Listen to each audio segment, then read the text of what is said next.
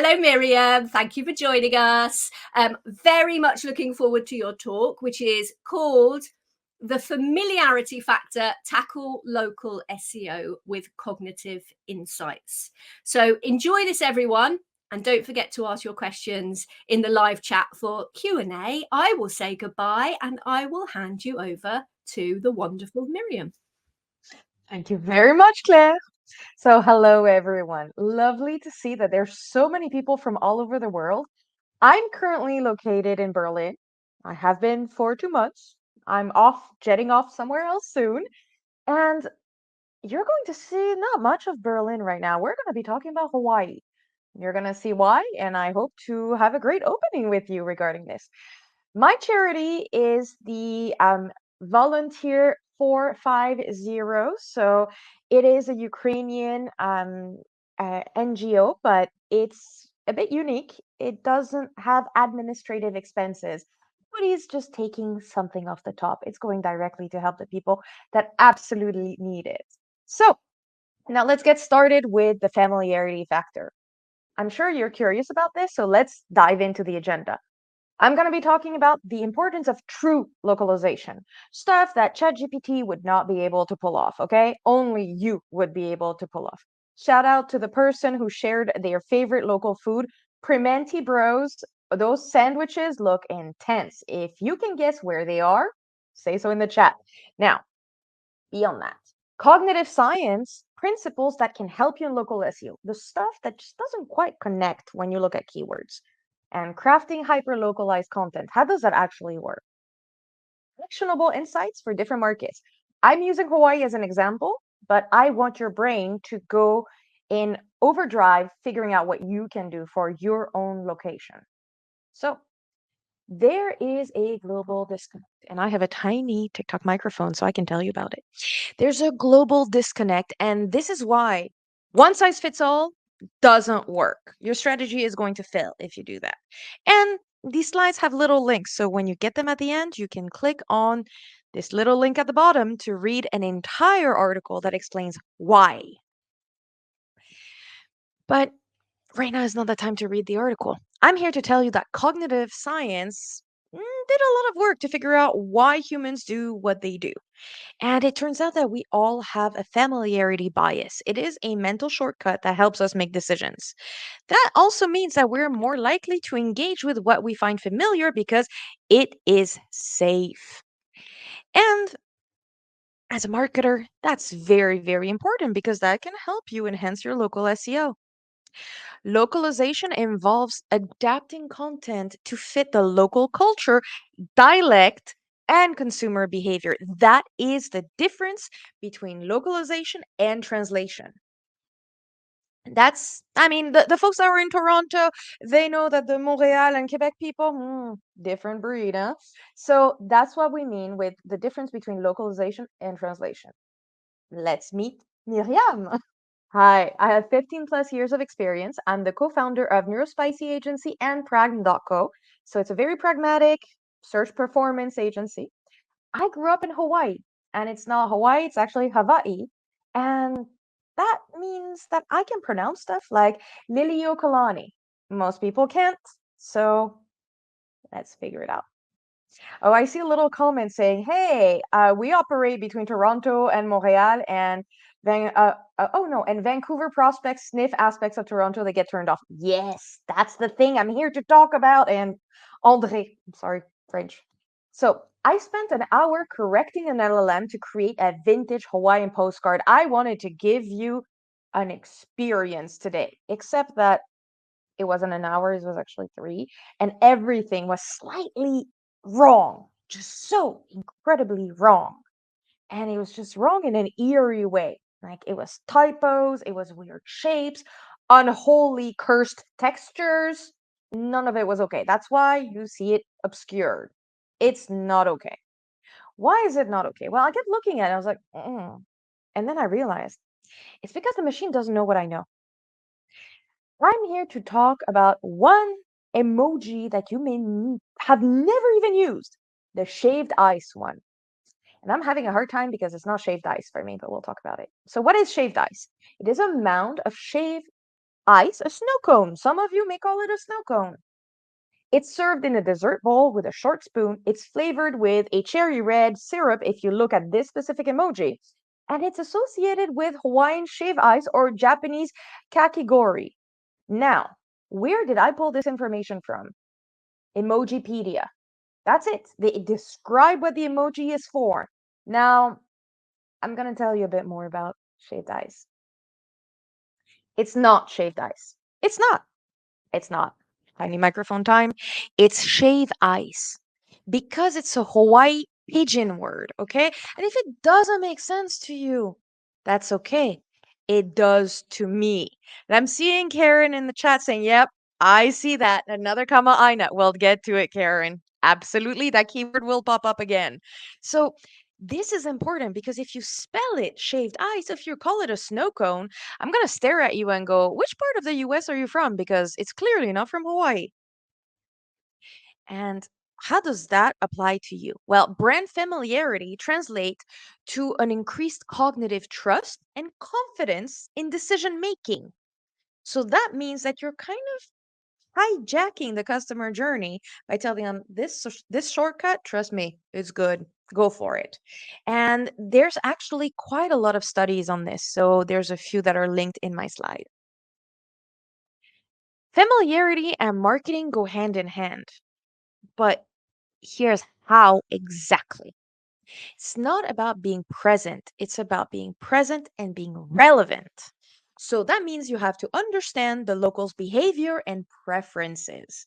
That also means that creating content that resonates locally is a must. And it also means that you have to build trust and credibility. So, as Andre said, hey, if the prospects are sniffing you're from that area and not their hometown, it's a no. And imagine me as a French person in French Canada. Familiarity was hard to establish, but now that it's done, I'm golden. Think of it as becoming a local tour guide, knowing the best hidden gems, the local hangouts, speaking the lingo. Me and Karen, we already established familiarity in 2 seconds with like one word. Except that Samsung kind of messed it up. So this is not a Hawaiian example. This is another example. I'm half French, half Hungarian. And I can tell you that when my Hungarian friends saw this ad, we were all laughing about it. Samsung translated an American video into Hungarian because the beauty of AI, it works, except that it doesn't. Because they kept that little quip about pardon my French, and it makes no sense to a local. And I'm going to tell you why. And I know some of you may be a bit shocked by what you're advanced reading in my slide.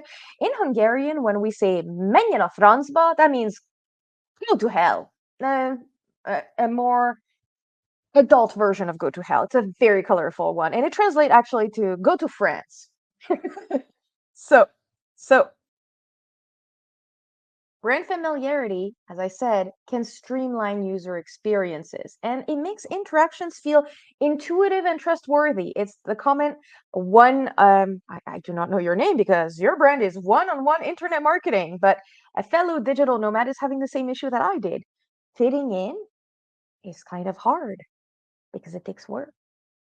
So, how do we do that? Well, it means leveraging insights into specific behaviors, preferences, cultural nuances. Let's say behaviors. Check out when people are going to dinner. It's not always the same. Preferences. Check what they order. Cultural nuances. Spicy, non spicy? Depends. So, I got to talk to you about McDonald's. Everyone here knows McDonald's. Everyone. Except that for me, it wasn't about the good old American pie. It was not the apple pie. It's the hapia pie. It's the Hawaiian traditional coconut pudding. Um, FYI, I'm ready to start a war here. It's way better than the apple pie. I don't apologize for this. So, why is this important? It's important because McDonald's figured it out. They're a global brand. They're everywhere, but they're everywhere in a way that matters, in a way that's relevant, and in a way that's full of calories too. I can see that from the screenshots. So, okay, great. We check all of these things. We leverage all of these insights. But you have to integrate into your ads, into your content, into your approach to backlinks, local customs, local dialects, cultural references, local imagery, and traditions. So, a very easy example for me is to tell you about the loco moco. So, to many of you, it may not mean much, but to me, it does. It does. It's food, but a loco moco burger is food fusion between Hawaiian food and American food. And you still see, hey, there's 170 people that are looking on average monthly for this. And then you have furikake popcorn, almost 400 search volume. Oh, I see we have loco moco lovers. Oh, this is so good. Okay, so you see where I'm going with this. Figuring out those cultural references, those traditions. And as you can see, the local imagery in my slide, there's diamond head, there's hibiscus flowers. That just makes sense to you. Just it does if you have lived there. So this means that you have to deliver localized experiences to users based on their geography and language preferences. And I see that someone is saying, hey, furikake popcorn sounds delicious. Well, yes, I grew up with it. They sold it in the movie theaters. That was our thing. Localized experience. Once again, delivered in a nice overpriced bucket. So, delivering localized experiences to users based on their geography and language preferences is complex. I know because I have a friend of mine who keeps receiving a newsletter in Spanish because she lives in Luxembourg. And as it's famously known, Luxembourg is known for English, French, Luxembourgish, German. Yeah, the Spanish part, I don't know what in the HubSpot hell happened, but it happens a lot. That's why we're talking about it. So, an example for you to avoid this is to have a strong catalog management system that can keep track of availability and pricing across states or provinces, for example. Okay, some stuff may be allowed or may be beloved in one area, but not in the other. So make sure that your catalog management system is there to support you with this. It goes beyond that, though. I've lived in the US, in Canada, in France, in Germany, and in Italy. Nobody writes phone numbers the same way. And yet, everyone is doing the same thing, chunking phone numbers so our brains can remember them. That's the cognitive science part.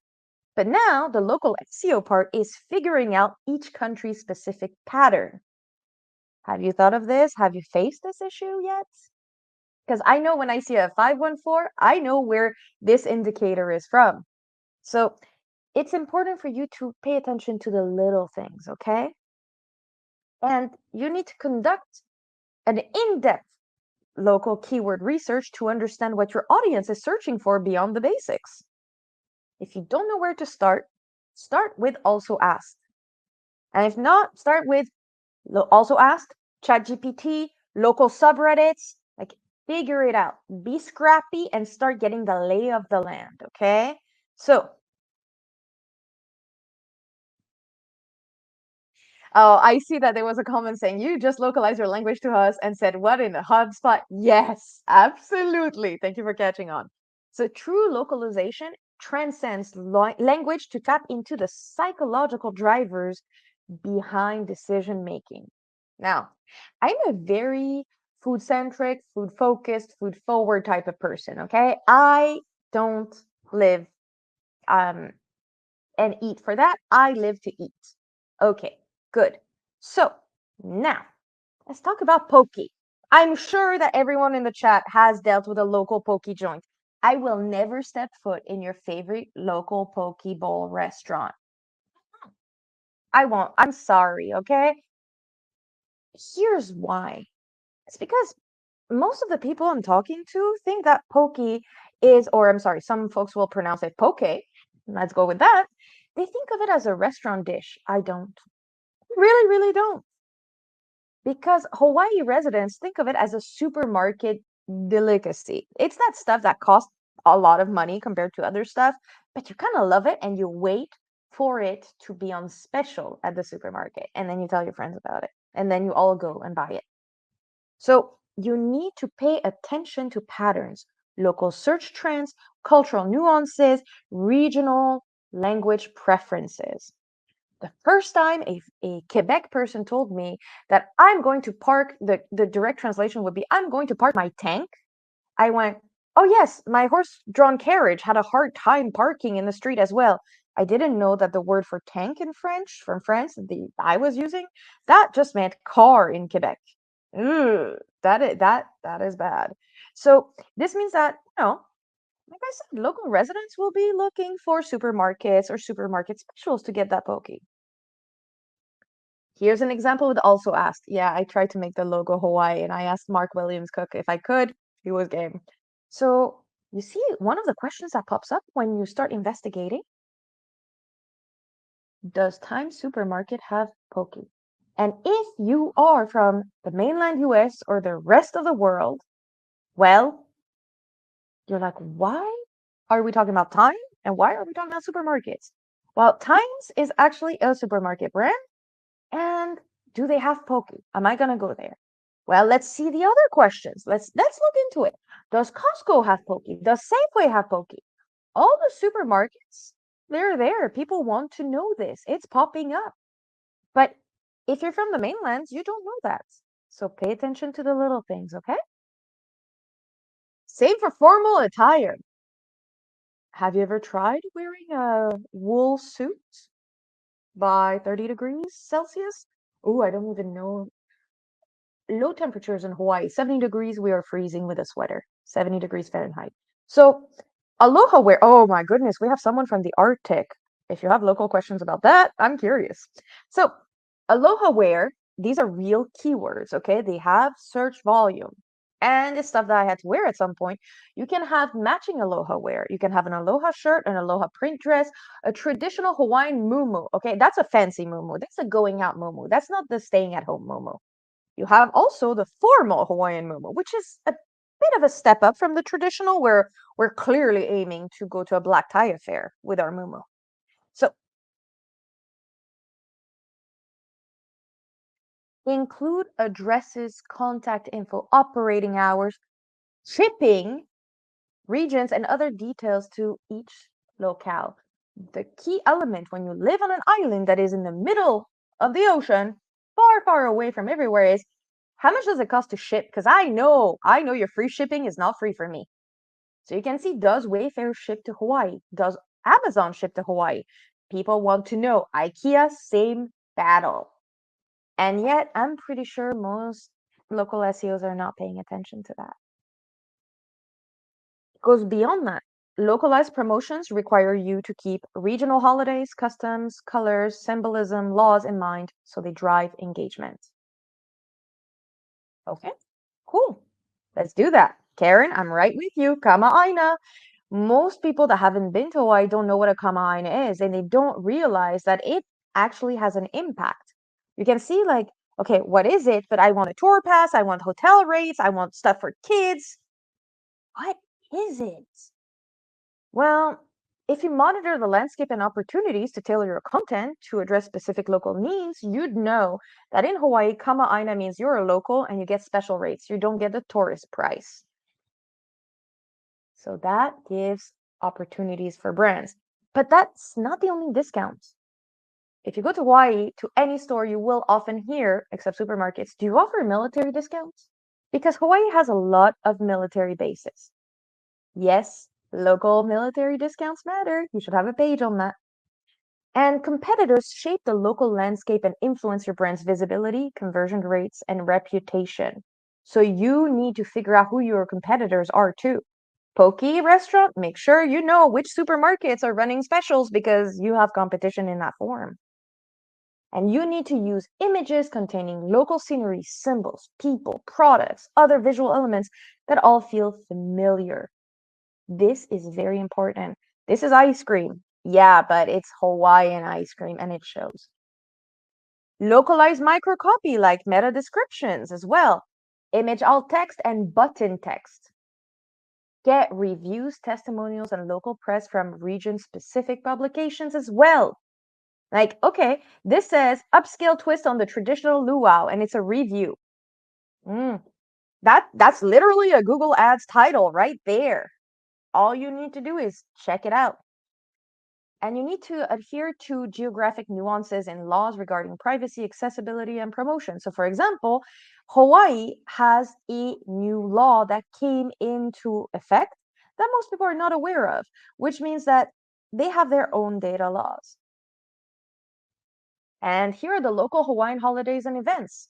Okay, so you see how you have the King Kamehameha Day, you have Aloha Festival, you have the Ukulele Festival. Yeah, those social media posts, those local SEO pages, those blog articles, very different from, hey, it's Black Friday.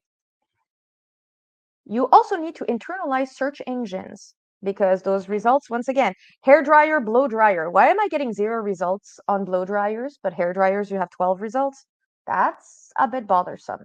And you need to recognize variations in brand names as well, because that's familiarity. And machine translation scales content globally. That's awesome. But crafting resonance requires a multi-local approach, not a global one. And if you want to know more about all of this, or if you want to visit Hawaii, so don't hire me for that, just email me. I'm a great guy for that. But you should hire me to do your marketing because I pay attention to that stuff. I've lived in many, many, many countries, and I often deal with complex cases because Canada, Luxembourg, and Switzerland,